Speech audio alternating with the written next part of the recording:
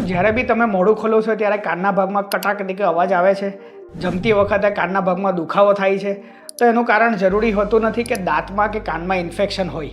એનું કારણ એ હોઈ શકે છે કે કાનની આગળના ભાગમાં ટેમ્પોરોમેન્ડિબ્યુલર જોઈન્ટ એટલે કે જડબાનો સાંધો હોય છે, એની અંદર સોજો આવવાથી આ બધી તકલીફો થઈ શકે છે.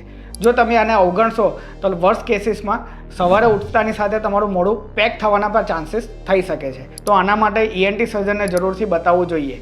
દરેક કાનના દુખાવાનું કારણ કાન જ હોય એવું જરૂરી નથી.